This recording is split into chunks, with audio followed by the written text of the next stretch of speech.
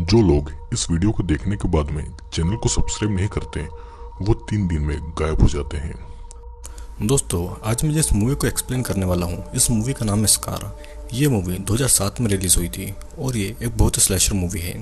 इस मूवी के एंड में कुछ ऐसा होता है जिसके बारे में आपने बिल्कुल भी नहीं सोचा होगा। तो मैं आपसे रिक्वेस्ट करूंगा कि वीडियो को एंड तक जरूर देखना।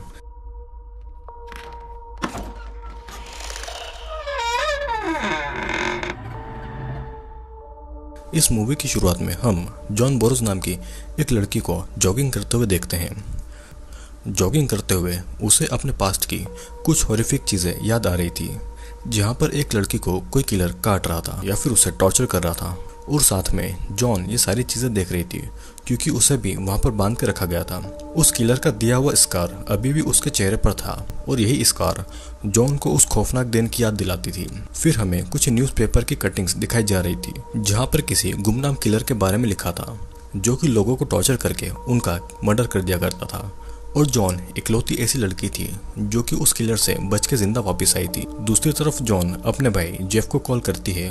उसका भाई एक पुलिस ऑफिसर था और उसका भाई उससे कहता है कि ओलंपिया तुम्हें कॉल करेगा, और दोनों कुछ बातें करके फोन को काट देते हैं। तभी एक कार को ट्रैफिक सिग्नल तोड़ता देख जेफ उस गाड़ी का पीछा करता है और उस गाड़ी में सेंड्रा और ओलंपिया नाम की 2 लड़कियां थी। जेफ उन दोनों लड़कियों को पहचानता था और इसीलिए वो उनकी गाड़ी पर कोई फाइन नहीं लगाता है। और यहाँ पर हम देखते हैं कि ओलंपिया जेफ की ही बेटी है। जेफ ओलंपिया को घर जाने का बोलता है क्योंकि जॉन यानी कि उसकी आंटी उनके घर आने वाली थी। जॉन बहुत सालों के बाद में अपने होम टाउन आई हुई थी और वो अपने होम टाउन आने के बाद में सुजैन की कब्र पर फूल चढ़ाने के लिए जाती है, जिससे कि उसे कुछ सालों की बातें भी याद आती है।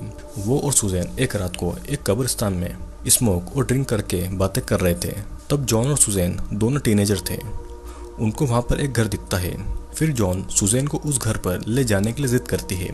सुजैन पहले थोड़ा मना करती है, लेकिन बाद में वो भी उस घर की तरफ जाने लगती है। ये घर किसी बिशप नाम के एक आदमी था और वो दोनों घर के अंदर ही जा रही थी कि तभी वहाँ पर बिशप आ जाता है और उनको अंदर आने के लिए इन्वाइट करता है।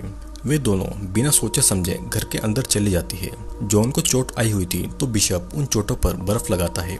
फिर बिशप उन्हें चाय पिलाकर उनसे कुछ बातें करने लगता है। वो उनसे उनके घर और उनके बॉयफ्रेंड के बारे में भी पूछता है। बिशप फिर सुजैन को किसी काम के लिए मदद करने के लिए किसी रूम में ले जाता है। सुजैन भी उसके साथ में अकेले ही रूम में चली जाती है। सीन यहीं पर कट होता है और कहानी फिर से प्रेजेंट टाइम में आती है, जहाँ पर जॉन को ये सब बातें याद आ रही थी। उस कब्रिस्तान में एक काम करने वाला आदमी था जिसे देखकर जॉन जल्दी से वहाँ से चली जाती है। ये कहानी फिर हमें जेफ के घर की तरफ दिखाई जाती है, जहाँ पर जॉन भी आई हुई थी। उसने अपने घर इतने सालों के बाद में खाना खाते हुए जॉन, जेफ और ओलंपिया एक दूसरे से बातें करने लगते हैं। फिर तभी ओलंपिया के फोन में सेंड्रा का मैसेज आता है जो कि उसे एक पार्टी के लिए बुला रही थी। रात को ओलंपिया और सेंड्रा पार्टी के लिए जाते हैं और ये पार्टी एक हाई स्कूल की लास्ट ईयर की पार्टी थी, इसीलिए वहाँ पर सभी लोग बहुत ज्यादा मस्ती कर रहे थे। तभी ओलंपिया पॉल नाम के एक लड़के के साथ में बातें करने के लिए चली जाती है। ओलंपिया और पॉल एक दूसरे से बातें कर रहे थे। फिर पॉल ओलंपिया को स्मोक करवाने के लिए थोड़ा दूर ले जाता है। उस पार्टी में दोनों स्मोक करने लगते हैं। वहाँ पर उनके बाकी के दोस्त भी आ जाते हैं और उनके 2 कपल फ्रेंड बीच की तरफ जाते हैं। इधर घर पे हम जेफ और जॉन को देखते हैं जो कि बातें कर रहे थे। जेफ की पत्नी मर चुकी थी, लेकिन जेफ ने अभी भी अपनी पत्नी की सारी चीज़ों को बहुत अच्छे से संभाल कर रखा हुआ था। जेफ अपनी बहन को देखकर बहुत खुश था और फिर जेफ जॉन को घर पर छोड़कर अपनी ड्यूटी के लिए निकल जाता है। जॉन को फिर से वही सारी बातें, वही टॉर्चर याद आ रहे थे। हम फिर से फ्लैशबैक को देखते हैं जहाँ पर सुजैन के बिशप के साथ एक अलग रूम जाने के बाद में जॉन वहाँ की चीज़ों को देखने लगती है। तभी वहाँ पर बिशप आ जाता है। वो जॉन के पैर में पट्टियां करते करते उससे कहता है कि तुम्हारी फ्रेंड दूसरे रूम में एंटिक सामान को देख रही है। बिशप और जॉन फिर से बातें करने लगते हैं। फिर बातें करते करते वो और जॉन एक दूसरे को किस करने ही वाले थे कि तभी बिशप किस नहीं करता। बिशप अचानक से क्लोरोफॉर्म लेकर जॉन को बेहोश कर देता है। कहानी फिर से प्रेजेंट टाइम में आती है, जहाँ पर हार्वर्ड और अप्रैल नाम के वही दोनों कपल जंगल में इंटीमेट होने के लिए जाते हैं। लेकिन इंटीमेट होने से पहले हार्वर्ड पानी में नहाने जाता है और उसकी गर्लफ्रेंड अप्रैल अपने कपड़े उतारकर उसे अपने पास बुलाने लगती है। फिर हार्वर्ड उसे अपने कपड़े पहनने को कहता है। हार्वर्ड को अप्रैल इंटीमेट होने के लिए बुला रही थी क्योंकि उसे अपने हाई स्कूल के पहले अपनी वर्जिनिटी लूज करनी थी। हार्वर्ड अभी भी पानी से बाहर नहीं आता और इसीलिए वो गुस्से में वहाँ से चली जाती है। हॉवर्ड अप्रैल को बुलाता है लेकिन उसका कोई जवाब नहीं आता।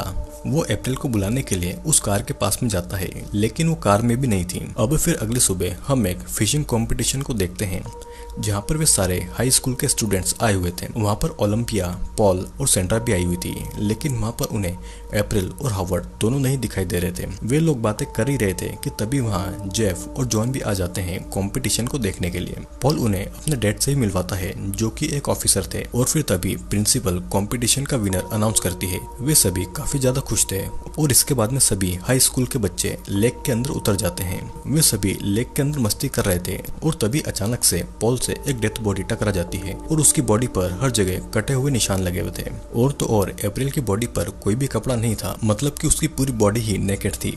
अब इस लाश को देखकर जॉन को फिर से फ्लैशबैक की बातें याद आने लगती है जहाँ पर जॉन को वो किलर बिशप ने एक बेड पर बांध कर रखा हुआ था और उस रूम में हर जगह सर्जरी का सामान भी रखा हुआ था। पास ही में सुजैन भी खून से लथपथ पड़ी हुई थी जो कि दर्द में बहुत ज्यादा तड़प रही थी। वहाँ पर बिशप फिर एक लाश को लेकर आता है और वो उस लाश के अंदर वैक्यूम क्लीनर डाल के उस लाश के अंदर का सारा मांस खींच रहा था और ये सब जॉन और सुजैन देख रही थी।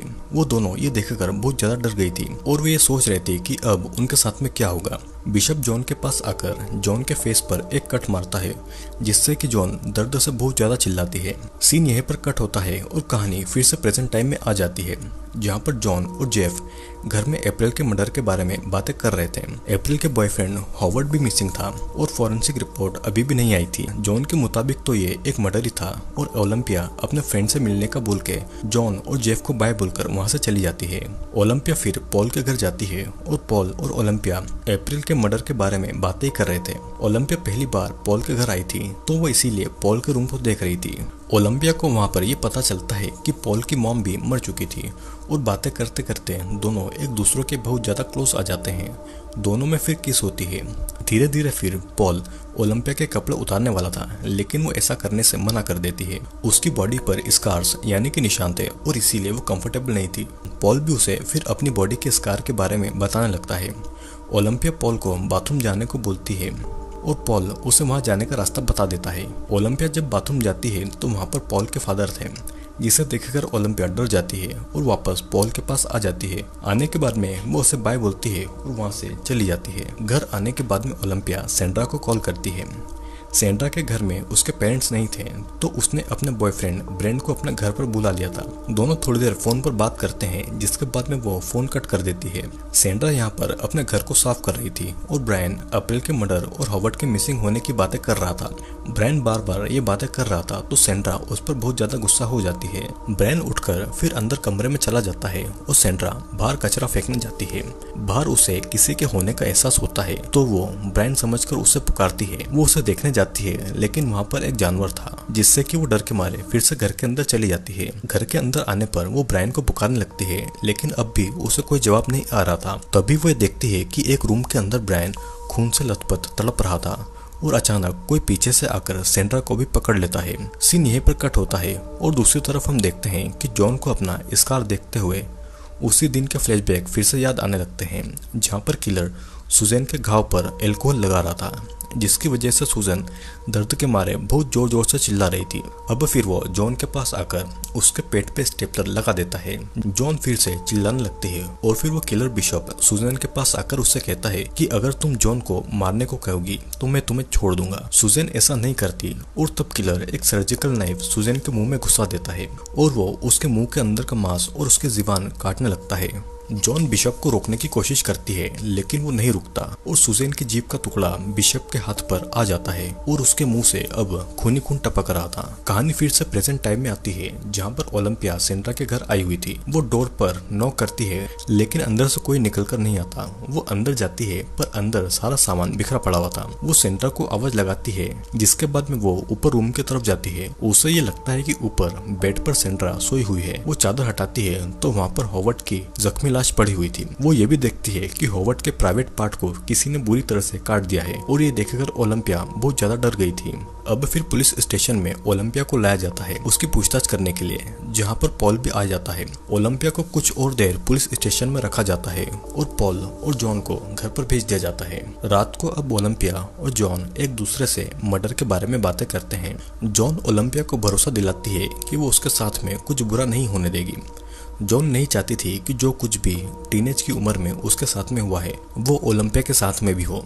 अब रात को सोते टाइम जॉन को किसी की आवाज आती है तो वो नींद से उठकर वहां पर देखने जाती है।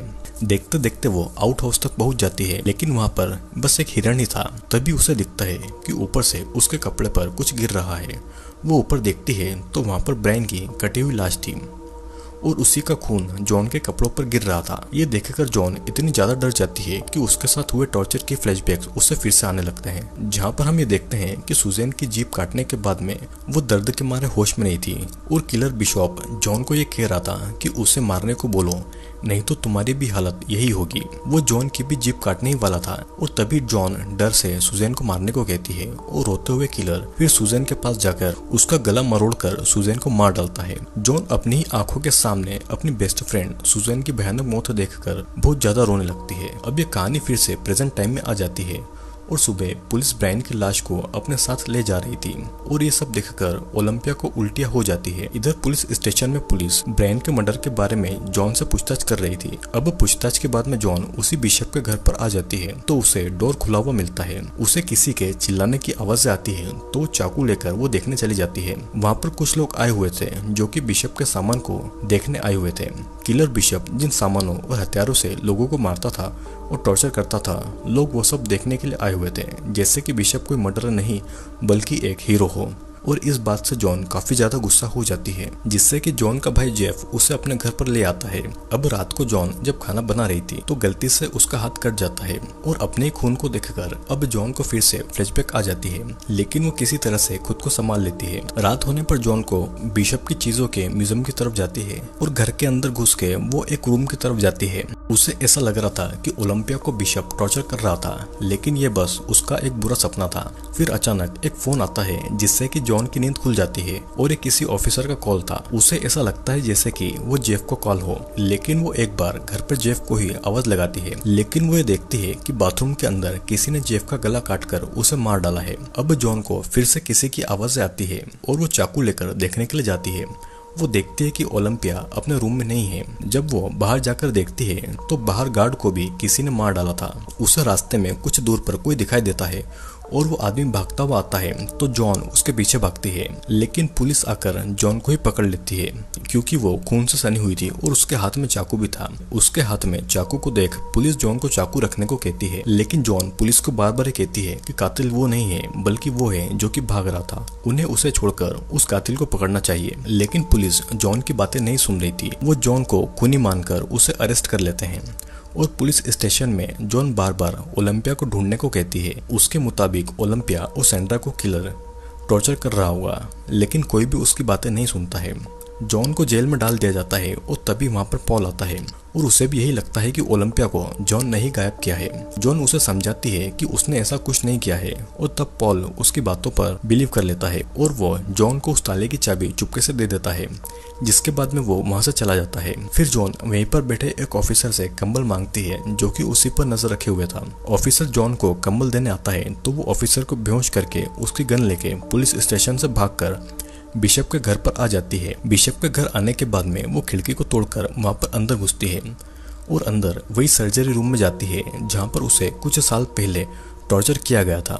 वहां पर उस म्यूजियम के ओनर की लाश पड़ी हुई थी जिसे किसी ने बुरी तरह से मार दिया था और ये सब देखकर जॉन को फिर से फ्लैशबैक आ जाते हैं। हम देखते हैं कि जब सुजैन मर चुकी थी तो जॉन खुद को बचाने के लिए धीरे धीरे अपने हाथ की रस्सी को एक ब्लेड से काट लिया था और बिशप का ध्यान उस पर नहीं था। जॉन फिर खुद को आजाद करने के बाद में चुपके से एक कांच की बोतल को अपने हाथ में लेती है और बिशप के सिर पर मार देती है। वो एक कांच के टुकड़े को बिशप को मारने वाली थी, लेकिन बिशप उसका हाथ पकड़ लेता है और वो जॉन का गला दबाने लगता है। जॉन फिर उसी वैक्यूम क्लीनर को बिशप के पेट में घुसाती है और बिशप के पेट का सारा मांस गलकर एक बोतल में चला जाता है। बिशप दर्द के मारे चिल्लाता है और तभी बिशप वहीं पर मारा जाता है और इसी तरह जॉन वहां से बचकर भाग निकलती है। अब प्रेजेंट टाइम में वो पूरे घर में बिशप को ढूंढ रही थी और उसे एक आदमी दिखाई देता है। वो उसका पीछा करके जंगल की तरफ जाती है और भागते भागते जॉन एक घर की तरफ आ जाती है तो वहां पर उसे एक बेसमेंट के अंदर जाने का डोर दिखाई देता है, जिससे कि वो नीचे जाती है तो वहां पर उसे ओलंपिया, पॉल और सेंड्रा मिलते हैं। जॉन ओलंपिया को खोलने ही वाली थी कि तो तभी पॉल पीछे से उठकर जॉन को इलेक्ट्रिक शॉक देकर उसे बेहोश कर देता है। अब पॉल ने जॉन को भी बांध दिया था। अब फिर होश में आने के बाद में जॉन पॉल से पूछती है कि उसने ये सब क्यों किया। पॉल बिशप की बहुत ज्यादा रिस्पेक्ट करता था और उसे बिशप की थ्योरी बहुत ज्यादा पसंद थी कि खुद को बचाने के लिए कोई अपनों को कैसे मार देता है। पॉल भी यही सब देखना चाहता था और बिशप की तरह उसे भी बहुत मजा आता था लोगों को टॉर्चर करने में। पॉल कहता है कि सेंट्रा ने भी खुद को बचाने के लिए ब्रायन को मार दिया था, पर सेंट्रा की हालत भी बहुत ज्यादा खराब थी। पॉल ने उसकी बॉडी को हर तरफ से जख्मी कर दिया था और फिर वो जॉन के पास आके एक कांच की बोतल तोड़कर फिर से उसके फेस पर कट लगा देता है, जिस तरह से बिशप ने उसके चेहरे पर कट लगाया था। वो फिर ओलंपिया के पास आता है और कहता है कि वो उसे सेंट्रा को मारने के लिए बोले, नहीं तो वो उसे ही मार देगा। ओलंपिया ऐसा नहीं बोलती और तब पॉल एक ब्लेड से ओलंपिया के पैर पर कट लगाता है। जॉन भी ये सारी चीजें देख रही थी, लेकिन हाथ बंधे होने के कारण वो कुछ भी नहीं कर पाती। ओलंपिया के पैरों पर पॉल कट पर कट लगा रहा था और फिर वो सेंट्रा के पास आकर बोलता है कि वो ओलंपिया को मारने के लिए बोले, लेकिन सेंट्रा उसे ऐसा नहीं बोलती और फिर वो उसी ब्लेड को सेंट्रा के सर पर कट मारने लगता है। सेंट्रा भी अब दर्द के मारे चिल्लाती है और फिर वो उसके बालों को उखाड़ने लगता है। पॉल फिर अब ओलंपिया के पास आके फिर से सेंट्रा को मारने के लिए कहता है, लेकिन जॉन और सेंट्रा उसे ऐसा बोलने के लिए मना कर रही थी क्योंकि पॉल यही चाहता था कि अपने ही किसी अपने को मारे खुद को बचाने के लिए। ओलंपिया नहीं बोलती है तो पॉल ओलंपिया के सर पर एक कट मारता है, जिससे कि वो दर्द सहन नहीं कर पाती और वो सेंट्रा को मारने के लिए कह देती है। ये सब सुनकर सेंट्रा बहुत ज्यादा रोती है कि उसकी फ्रेंड ओलंपिया ने उसे मारने के लिए बोल दिया। अब फिर पॉल एक सुपर ग्लू को सेंट्रा के मुंह में डालता है और उसके मुंह पर एक कपड़े को चिपका देता है, जिससे कि उसे अब सांस नहीं मिल पा रही थी और ऑक्सीजन की कमी की वजह से सेंट्रा वहीं पर मारी जाती है। पॉल फिर जॉन के पास आकर उसे इलेक्ट्रिक शॉक देता है और वो ऐसा जॉन के साथ में बार बार करता है। जॉन अपनी भतीजी ओलंपिया को बचाने के लिए खुद ये दर्द सहन कर रही थी। पॉल फिर ओलंपिया के पास आके अपनी आंट जॉन को मारने के लिए बोलता है, लेकिन ओलंपिया ऐसा नहीं बोलती। ओलंपिया की बेली पर लगी हुई रिंग को एक चाकू से उखाड़ देता है, जिससे कि ओलंपिया को बहुत ज्यादा दर्द होता है। अब फिर जब पॉल की नजर जब दूसरी तरफ थी तो जॉन एक कांच का टुकड़ा उठाकर अपने ही हाथ की एक उंगली काटकर उसे अलग कर देती है, जिससे कि उसका हाथ हथकड़ी से आसानी से निकल जाता है। पॉल अब ओलंपिया के मुंह में एक चाकू डालने ही वाला था और उसके दांत उखाड़ने ही वाला था कि तभी जॉन पॉल को गोली मार देती है और फिर जॉन ओलंपिया को आजाद कर रही थी कि तभी पॉल उसके पैर पर कट मार देता है। पॉल फिर अब जॉन के ऊपर चढ़ के उसे चाकू मारने वाला था कि तभी ओलंपिया पीछे से आकर एक चेन सो से उसके सर के टुकड़े कर देती है। पॉल दर्द के मारे चिल्लाता हुआ वहीं पर मारा जाता है और जॉन और ओलंपिया ये सब देखकर बहुत ज्यादा इमोशनल हो जाती है। अब सीन यहीं पर कट होता है और मूवी के आखिर में हम देखते हैं कि जॉन और ओलंपिया हॉस्पिटल में आपस में बातें कर रहे थे। तभी ओलंपिया के गले को किसी ने पीछे से पकड़ लिया था और हम देखते हैं कि ये बस ओलंपिया का एक बुरा सपना था। जिस तरह से ओलंपिया की आंट जॉन को पूरी जिंदगी भर अपने टॉर्चर की यादें ताज़ा रहती है, उसी तरह अब ओलंपिया को इस हादसे के बारे में जिंदगी भर याद रहेगा। आई होप दोस्तों वीडियो आपको ज़रूर पसंद आया होगा। वीडियो अगर पसंद आया हो तो लाइक, शेयर और कमेंट जरूर करना। और हाँ, अगर आप इस चैनल पर नए हैं तो चैनल को सब्सक्राइब जरूर कर लीजिएगा। और अब हम मिलेंगे अगले वीडियो में।